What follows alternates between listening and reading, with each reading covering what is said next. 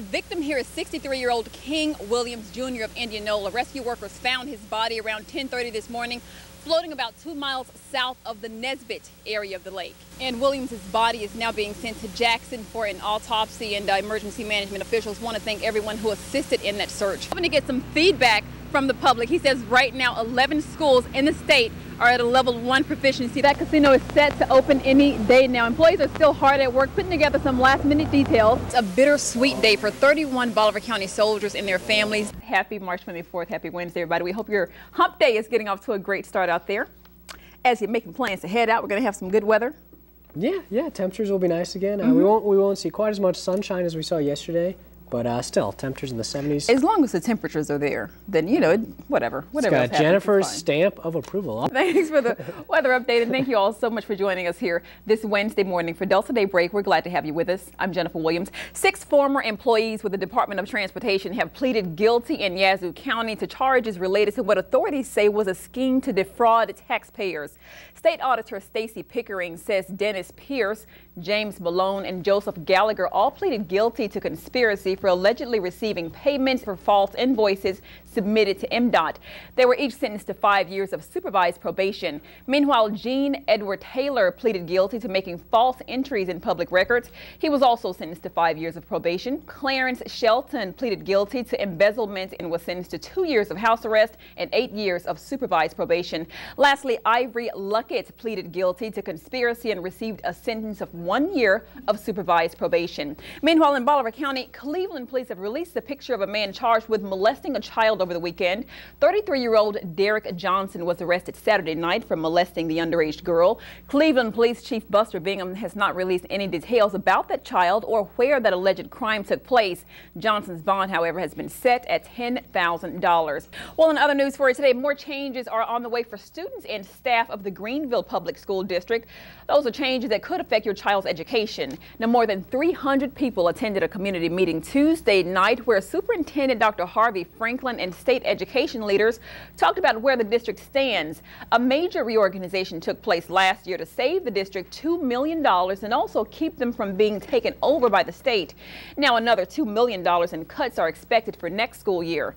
The purpose of that meeting was to give the community information that can be used in helping the district prepare for further budget cuts.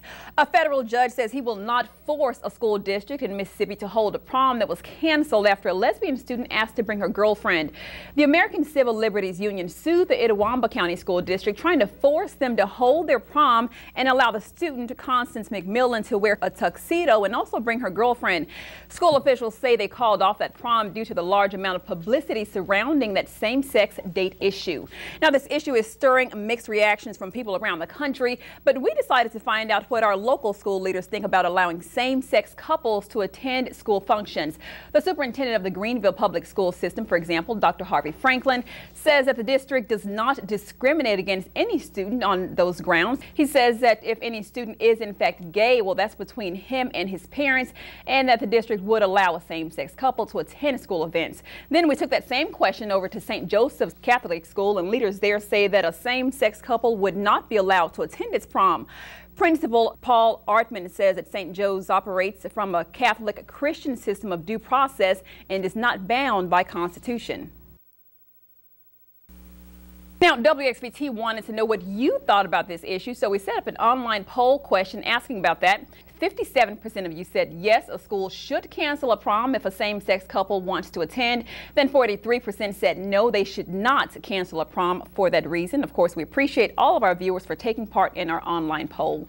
Well, there are also a number of health issues and screenings that we need to be aware of as we get older. Now, while one isn't the most pleasant, I'll say, to think about, it is relatively easy, and it could detect the early signs of colon cancer. Here's more in this week's edition of Ask the Doctor with Dr. Roger Blake. March is... All right, you know what? I think that always the best thing is to exercise and to eat properly. What do you think? Yeah, that's always the... it always boils down to diet. Puts you in the right direction. Diet and exercise.